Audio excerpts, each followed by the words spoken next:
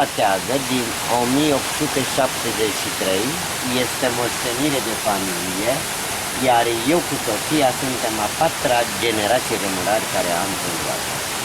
Dumneavoastră trebuie să știți că atul principal însă, că moara există și este funcțională, a fost faptul că a fost întotdeauna proprietate privată. În 1962, zona a fost cooperativizată, cum a fost de fapt toată țara. A doua generație de morari naște de-a lanțului comunist, care a fost inclusă în circuitul european al morilor. Poftiți!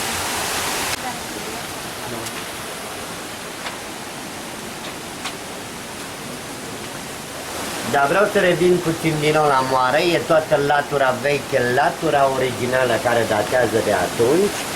Eu o să mă axez pentru dumneavoastră foarte mult pe partea tehnică. 1873, piesă originală de când datează moara. Ce este de fapt moara? Două pietre, una fixă, cealaltă e mobilă, tot ansamblu de punere-mișcare, role și curele de desubt, scapă grăunțele și se face măcinare. Cu aceeași moară, macin porumbul, el curge în lădiță necernut.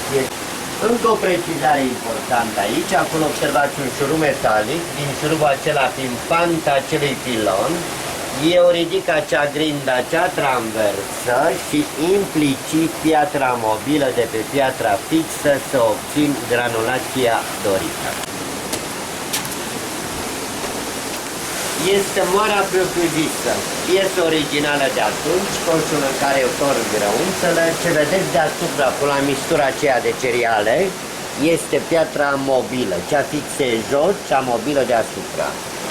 Atenție din nou, pietrele sunt confecționate din rocă naturală de cremene, surța apa. Pun cureaua aceasta pe o rolă de lemn jos, pe cealaltă rolă de sus, se pune mișcarea axului orizontal, cureaua verticală, tot ansamblu. Iar aici observați o tubulatură, pe interiorul căruia circulă o altă curea, o curea foarte lungă, de sus până în jos, care are pe ea niște pufăi. Pe capul cutiei o altă rolă de lemn, o curea la o rolă la axul central. În interiorul hexagonului se află un schelet hexagonal, imaginați-vă doar muchile unui hexagon pe toată lungimea. Ajunge în vârf, un alt scovuleț în cădere liberă îl golește în cutie. Pe capul cutiei o altă rolă de lemn, o curea care acționată de axul central de aici.